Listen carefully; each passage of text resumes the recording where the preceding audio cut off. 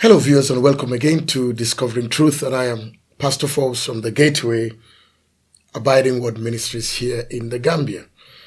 Well, this long series which we started 13 episodes ago in February is about to come to an end.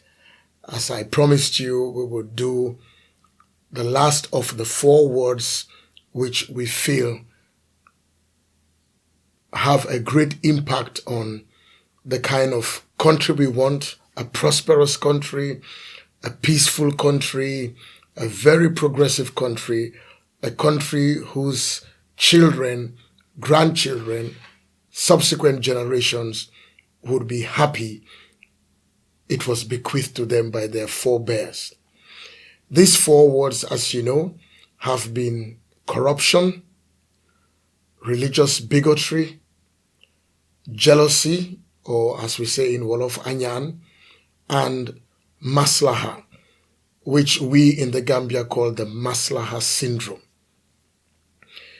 By the grace of God, we've been able to share together on corruption, its ills, and everything about it. We've been able to look at it.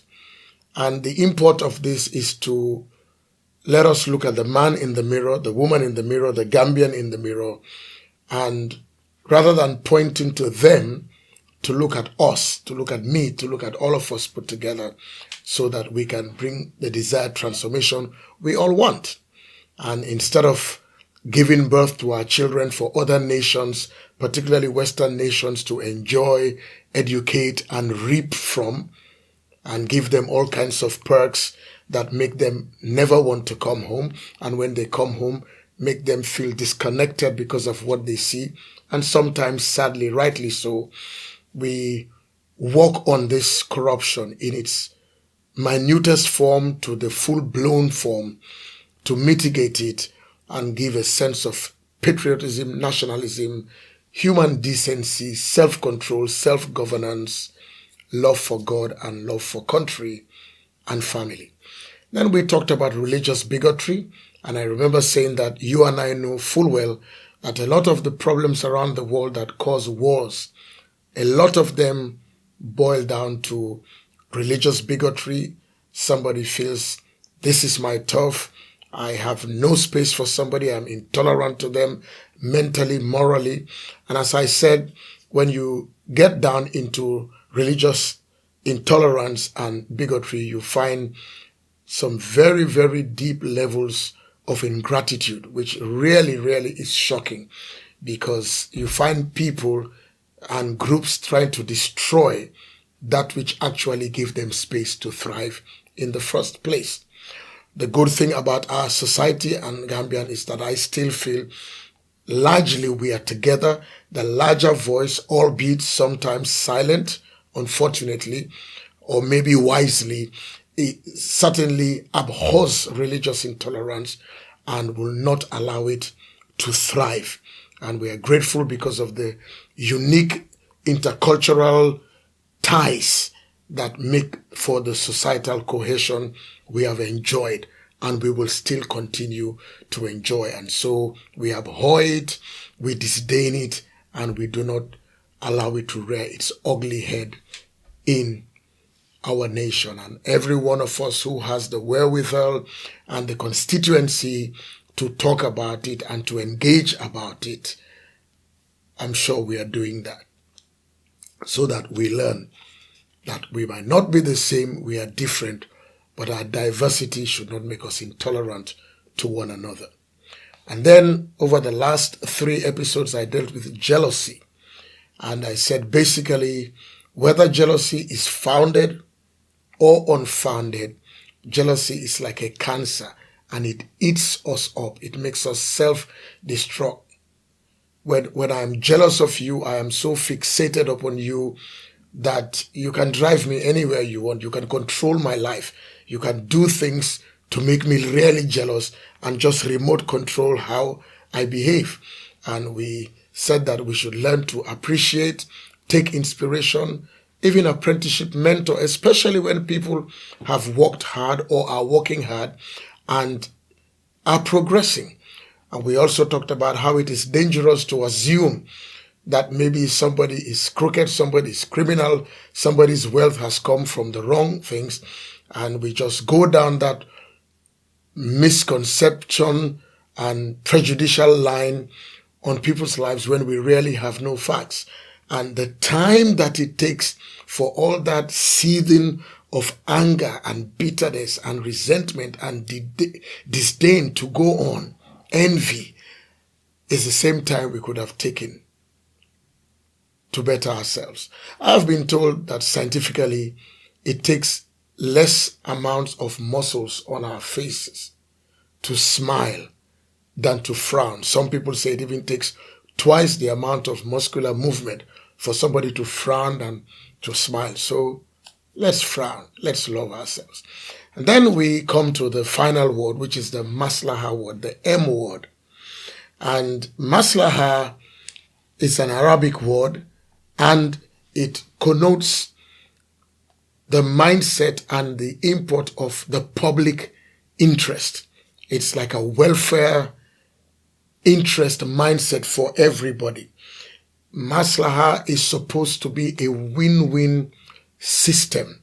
It is something, in the words of the Gambian national anthem, interestingly enough, for the common good, and join our diverse peoples to prove man's brotherhood and to work for the common good. So it's an idea that encourages the actions that would encourage human goodness.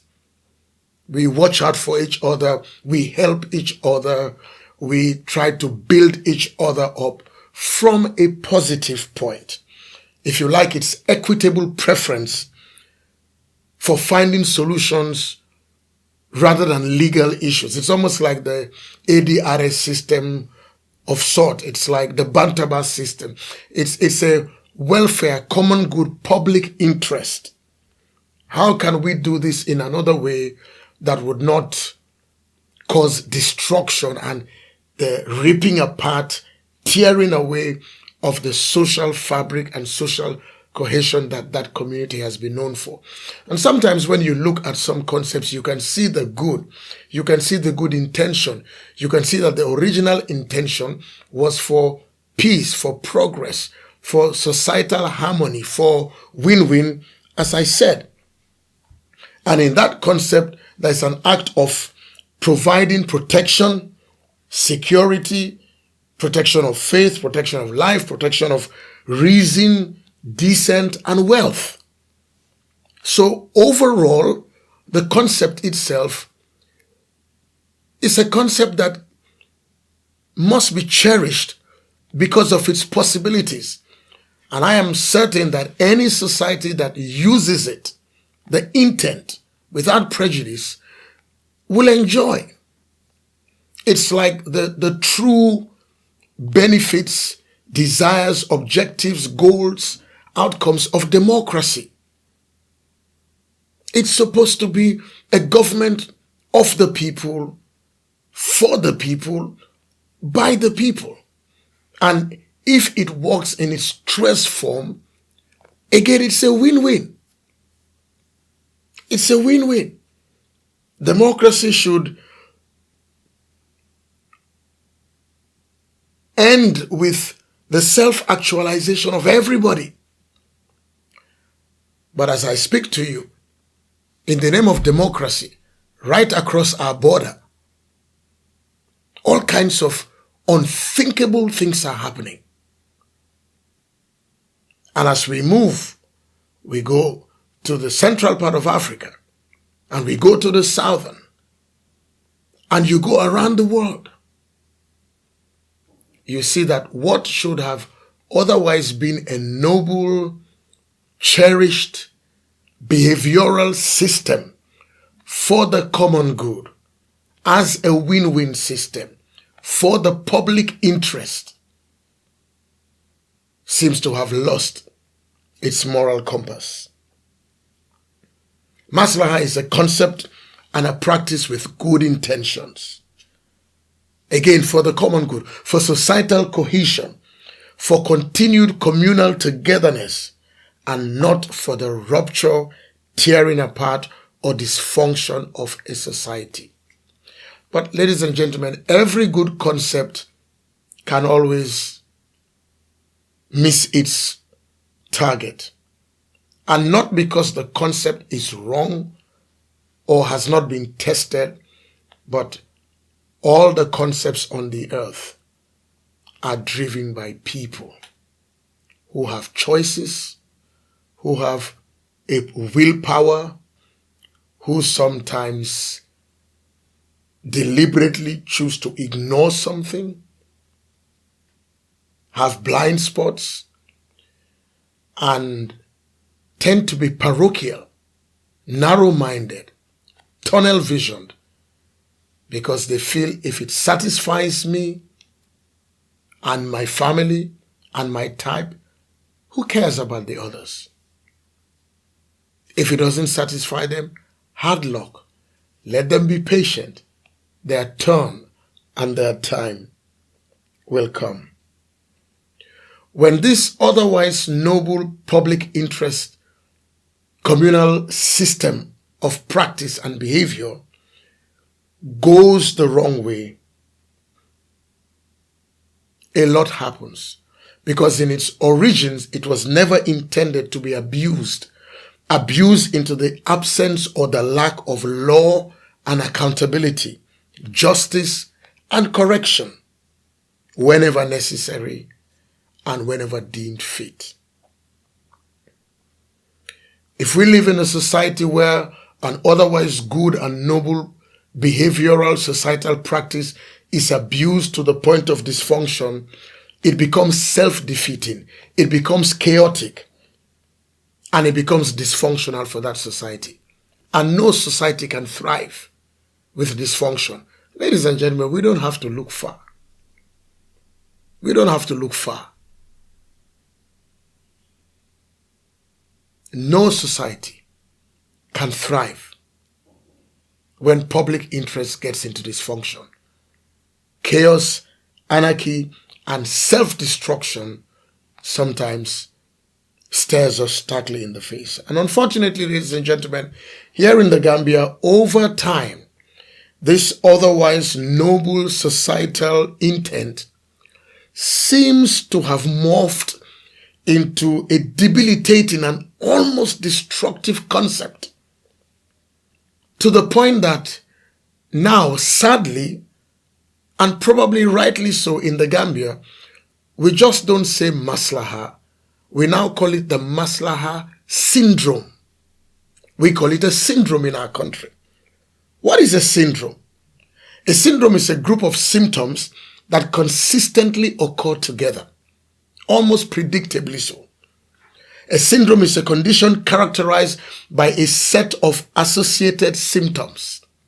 Or, put it this way, a syndrome is a characteristic combination of opinions, emotions, and get ready, behavior. A syndrome is a uniquely characteristic combination of opinions, mindsets, emotions, and ultimately behavior. So what we see in our country, my fellow Gambians and those who reside here, we ourselves have called it the MASLAHA syndrome. It is a unique characteristic behavior of ours, a characteristically unique mindset that we have, the MASLAHA syndrome. And for something to be defined or described as a syndrome by saying it's a characteristic, unique combination of opinions, emotions, and behavior, my dear friends, emotions, opinions, and behavior are measurable and they are observable. So it means that this behavior can be felt, can be seen, can be pointed out. This is maslaha at work. This is the maslaha way. Because it is a way Unfortunately for us, and remember this broader subject from February to now, the theme is called the Gambia Getting It Right. How do we get it right? We can't just always desire Singapore, desire Malaysia, desire Mauritius, desire this country, dote over Rwanda. There's something they do to get there. Nothing falls out of the sky. Everything is cause and consequence. My dear, everything is actions and their reactions. Everything is predictable. Outcomes are predictable. It's cause and effect. And so if our behavior can be measured and observed, and the mindset we have, what does it say? This is what it says. There are no consequences. That's the Gambian way. And it's very rampant, rampantly observable, deafeningly audible, if you understand what I mean. It's, you know how they say in English that the silence is deafening. So also the lifestyle, the MASLAHA syndrome, is deafeningly measurable, deafeningly observable in the Gambia. It's a no consequence life, no reprisal, no accountability. And ladies and gentlemen, if we have no consequences, no reprisals, no accountability, therefore there is no stop to the way things will be going, and sadly are beginning to spiral downwards, out of control, in autopilot. Is that the kind of nation we want? Is that the kind of nation we want our children abroad to come to? Is that the kind of nation we want to bequeath to the generations? Will history smile and be gracious and kind to us? Who is responsible for this? It's me, it's you, it's all of us.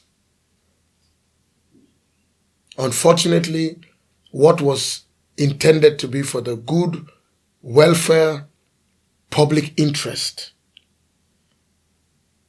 has now almost brought us to a state of national helplessness. A situation that is seemingly irredeemable. It's like we are spinning out of control. We've lost our orbit. We've lost our true north. And we appear, and this is where it is important, we somehow appear now to lack the collective, and that's the word, the collective will to fight this. We have resigned. We have given up. We seem to lack the collective will to fight the MASLAHA syndrome, to curb its damage on our collective consciousness, and of course, our desired national development. Talk to anybody. Talk to investors. Talk to people. You hear the same thing. Somebody came, had a bright idea, but he never saw the light of the day. For many layers and layers of things. Somebody did something wrong. Recently, you and I must have heard a particular audio tape that was cataloging the reasons why the nation seemed to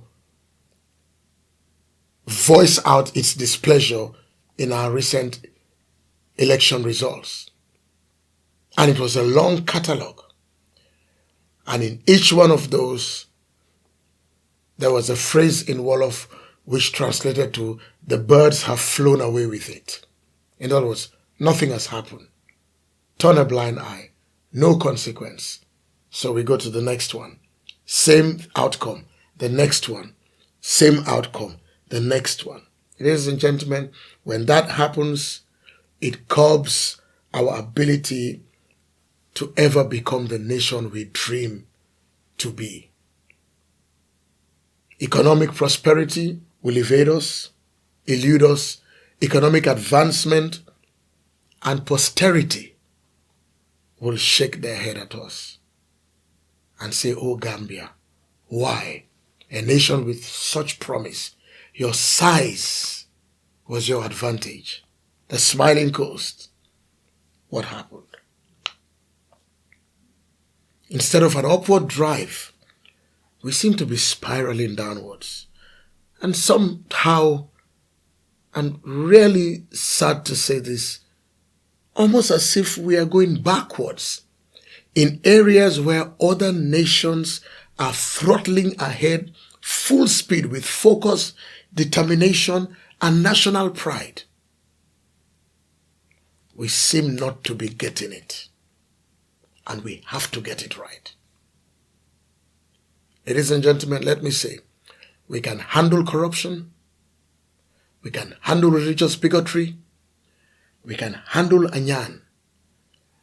But if we do not handle the MASLAHA syndrome, all the gains of these three will just fizzle out into smoke.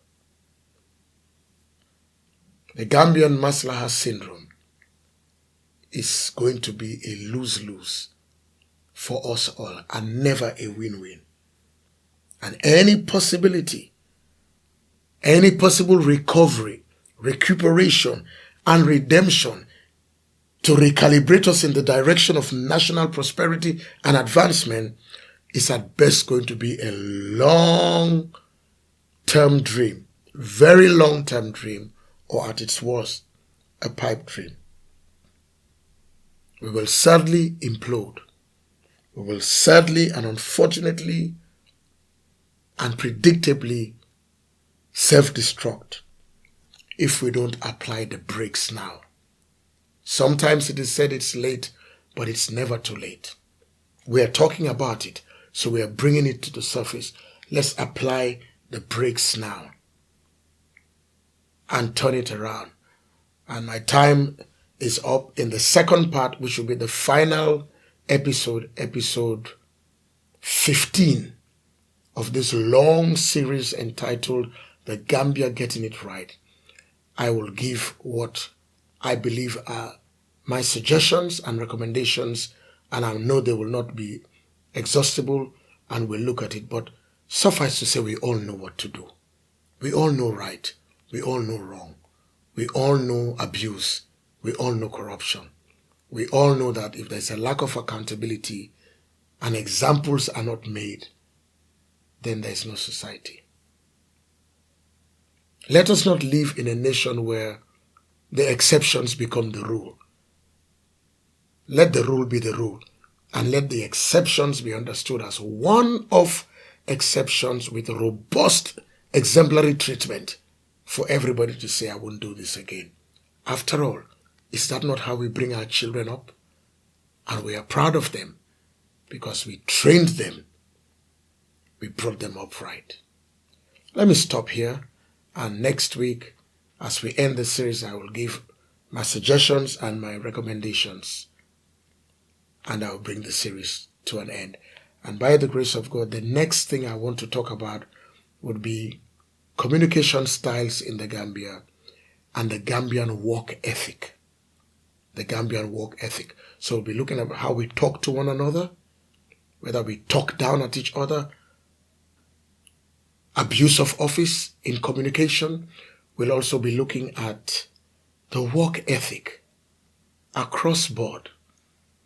All these will help to make us better. And once we discover truth and apply truth, we are liberated.